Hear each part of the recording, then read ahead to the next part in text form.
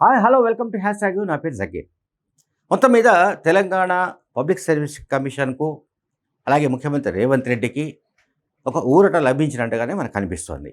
Supreme court group 1 appointment ప్రక్రియతో సహా మరికొన్ని గ్రూప్ 2, గ్రూప్ 3 వంటి ఎగ్జామ్స్కు సంబంధించిన నోటిఫికేషన్స్ పైన ఎవరైతే పిటిషన్స్ వేశారో ఆ పిటిషన్లన్నింటినీ సుప్రీంకోర్టు డిస్మిస్ చేసి పారేసింది. దీంట్లో గ్రూప్ 1కు సంబంధించి అంటే అపాయింట్మెంట్ ప్రాసెస్ అంతా కూడా అయిపోయింది.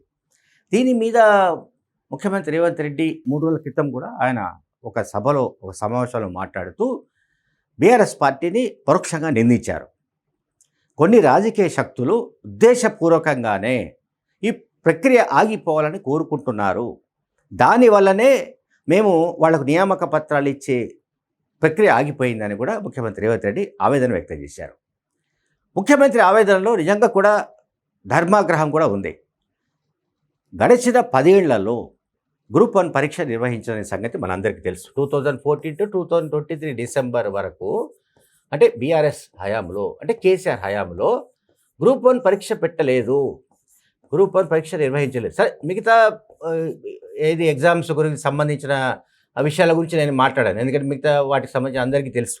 ఇది మన నోటిఫికేషన్స్ ఇవ్వడం, ఆ నోటిఫికేషన్ ఇచ్చిన తర్వాత మళ్ళీ వాటిని ఏదో కారణంతో కోర్టు కేసుల సాకుతో వాటిని రద్దు చేయడం, లేకపోతే ఎగ్జామ్స్ జరిగినా కూడా ఆ పేపర్స్ బయట ఎక్కడ పడితే అక్కడ దొరకడం, జెరాక్స్ సెంటర్లలో కూడా దొరికినట్టుగా అప్పట్లో వార్తలు రావడం, రకరకాల కారణాలతో ఉద్యోగాలకు సంబంధించిన నియామకాల విషయంలో, భర్తీ విషయంలో తెలంగాణ పబ్లిక్ సర్వీస్ కమిషన్ ఇచ్చిన నోటిఫికేషన్ రద్దు కావడమో, లేకుంటే వాయిదాలు పడడమో, లేకుంటే ఎగ్జామ్స్ జరిగిన ఆ ప్రశ్న పత్రాలు బయటకు లీక్ కావడము, ఇవన్నీ జరుగుతూ వచ్చాయి. దీంతో అనేక సమస్యలు వచ్చాయి. ఉద్యోగ నియామకాల భర్తీలో బీఆర్ఎస్ పార్టీ ఒక నాన్చుడు వైఖరనండి, లేదా సాచివేత వైఖరనండి, లేదంటే ఉదాసీనత అనండి, మొత్తం మీద అయితే ఆ పర్టికులర్ ఏదైతే ఉద్యోగ నియామకాలకు సంబంధించిన ఇష్యూ, దాన్ని బీఆర్ఎస్ ప్రభుత్వం, కేసీఆర్ ప్రభుత్వం సీరియస్గా తీసుకోలేదని మనం అర్థం చేసుకోవాలి.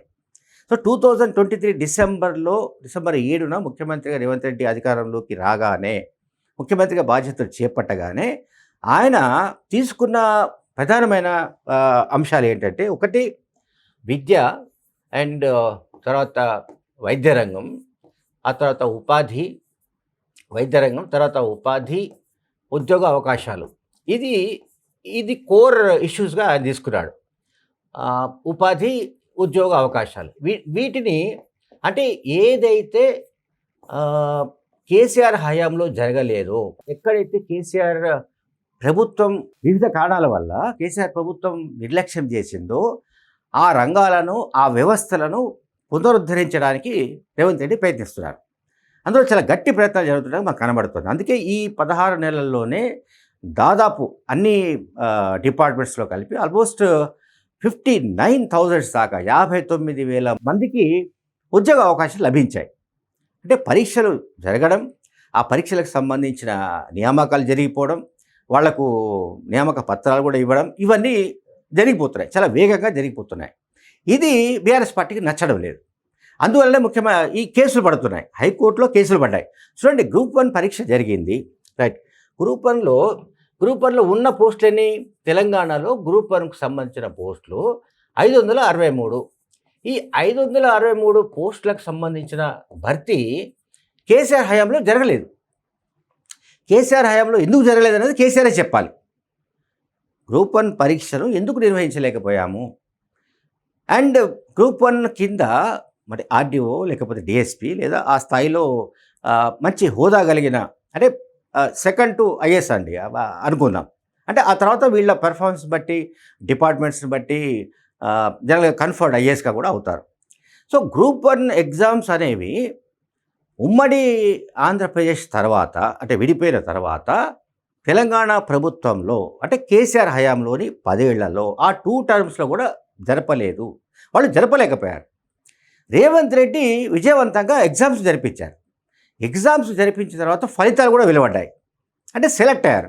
సో 563 మెంబర్స్ని సెలెక్ట్ చేసిన తర్వాత వాళ్ళకు ఏం చేయాలి, ఇప్పుడు రిక్రూట్మెంట్ ప్రాసెస్ చేయాలి, అంటే వాళ్ళకు అపాయింట్మెంట్ లెటర్స్ ఇవ్వాలి. ఆ తర్వాత వాళ్ళకి పోస్టింగ్స్ ఇవ్వాలి. ఈ ప్రాసెస్ను ఆపవలసిందిగా హైకోర్టులో పడ్డ కేసుల ఆధారంగా హైకోర్టు ఒక స్టే విధించింది. ఆ స్టే కొనసాగుతోంది.